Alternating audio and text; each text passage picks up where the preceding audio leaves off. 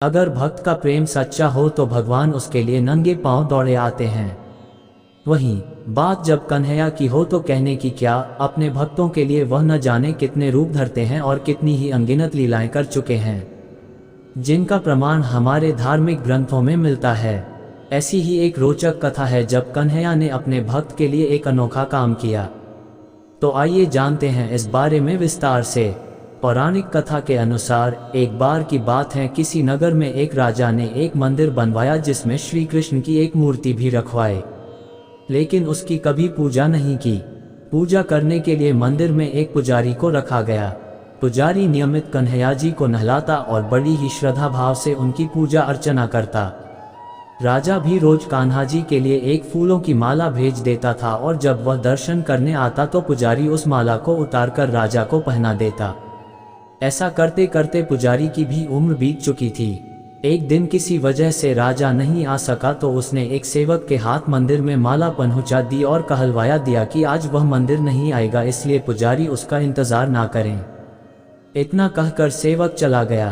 पुजारी ने हमेशा की तरह कन्हैया जी को माला पहना दी, लेकिन जब शाम हुई तो पुजारी यह सोचने लगा माला उतारकर किसे पहनाई जाए। उसने सोचा क्यों न ये माला आज मैं ही पहन लूं, वैसे भी मेरी उम्र हो चली है, जीवन का क्या पता कब खत्म हो जाए।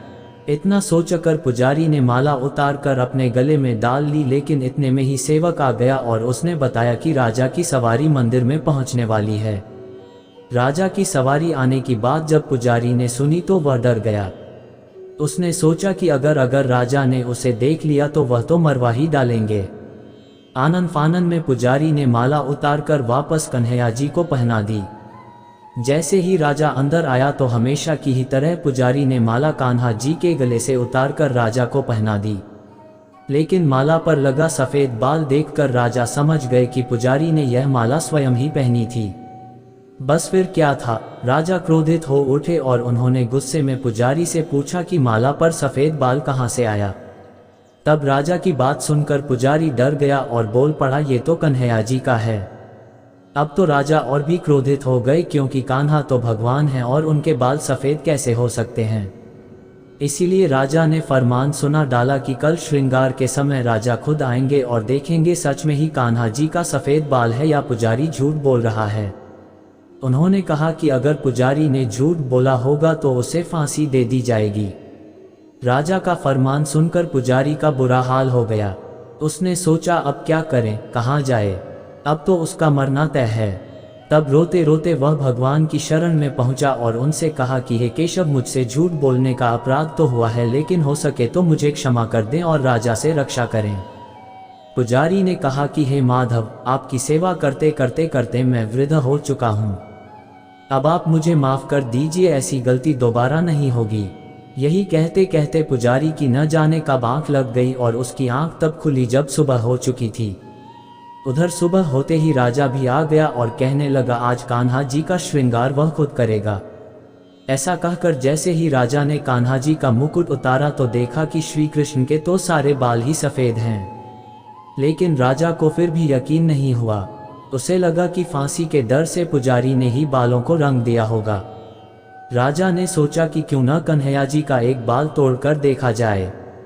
इसके बाद राजा ने कान्हा जी का एक बाल तोड़ लिया, लेकिन जैसे ही बाल टूटा कन्हैया के सिर से खून की धारा बहने लगी। यह देखकर राजा भगवान के चरणों में गिरकर माफी मांगने लगा। तभी श्री कृष्ण की मूर्ति से आवाज आई, हे राजन, तुमने मुझे केवल मूर्ति मात्र ही समझा, इसलिए आज से मैं तुम्हारे लिए केवल मूर्ति मात्र ही रहूंगा। लेकिन पुजारी ने सच्चे मन और पूरी श्रद्धा से मेरी भक्ति की है, इसलिए उसकी अनन्य भक्ति को देखकर मुझे अपने बाल सफेद करने पड़े। कन्हैया जी ने कहा कि भक्ति में कभी भी संशय नहीं होना चाहिए और सच्चे भक्त की लाज तो मैं कभी जाने ही नहीं देता। द्वापर युग का समय चल रहा था। भगवान श्री कृष्ण के रूप में महाविष्णु अपने 8वां अवतार में जन्म ले चुके थे। सभी देवता, भगवान, सुर, ऋषि मुनि भेष बदलकर एक एक करके बाल कृष्ण से मिलने आ रहे थे। वह देख भगवान शिव के मन में भी अपने प्रिय प्रभु से मिलने की इच्छा उत्पन्न हुई, पर वह यह सोच कर रुके हुए थे कि बाल कृष्ण के लिए उपहार के रूप में क्या दिया जाए जिसे वह हमेशा अपने पास रख सके। तब शिवजी को याद आया कि उनके पास महान ऋषि दधीची की वज्र की अस्थि हड्डी रखी हुई है। ऋषि दधीची वह ऋषि है जिन्होंने राक्षस एवं असुरों के संहार के लिए अपनी आत्मा त्याग कर अपनी वज्र की हड्डियां देवताओं को दान दी थी। जिस ऋषि विश्वकर्मा ने कुछ हथियार बनाए थे, उस बची हुई एक हड्डी को तराश कर भगवान शिवजी ने एक अत्यंत सुंदर बांसुरी बनाई। फिर जब वह बालक भगवान कृष्ण से मिले तब उन्होंने वही बांसुरी उन्हें भेंट कर दी। वो सुंदर भेंट कृष्ण भगवान को बहुत पसंद आई। शिव और कृष्ण भगवान के बीच स्नेह देखकर उस दिन देवताओं ने भगवान कृष्ण को बांसुरी वाला इस नाम से गौरवान्वित किया।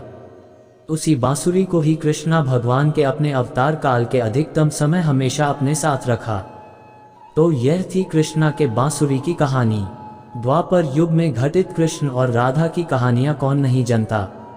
उस वक्त देवताओं में यह चर्चा थी कि राधा ही भगवान कृष्ण की सबसे बड़ी भक्त है, पर इस बात से एक व्यक्ति सहमत नहीं थे और वह थे नारद मुनि। वह अपने आप को ही भगवान कृष्ण का सबसे बड़ा भक्त मानते थे, पर देवताओं में राधा रानी के विषय में चर्चा सुनकर उन्हें जलन महसूस होने लगी थी। नारद मुनि के स्वभाव से भगवान कृष्ण भी अच्छी तरह अवगत थे।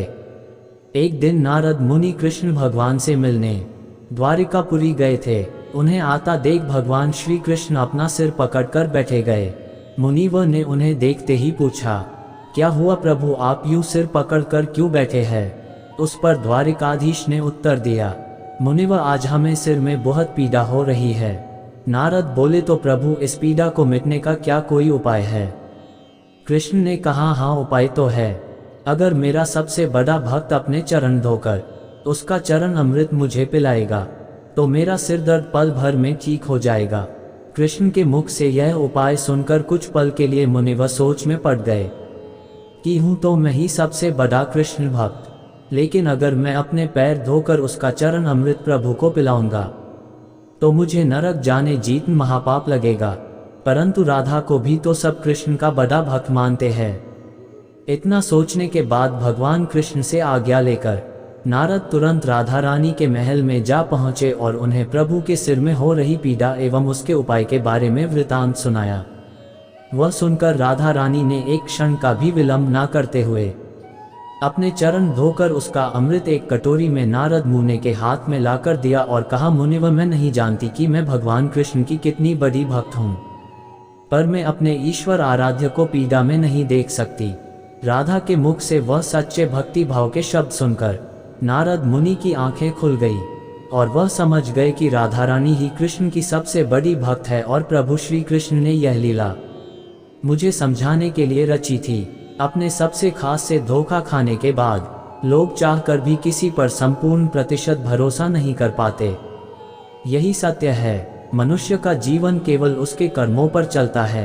जैसा कर्म होता है वैसा उसका जीवन होता है।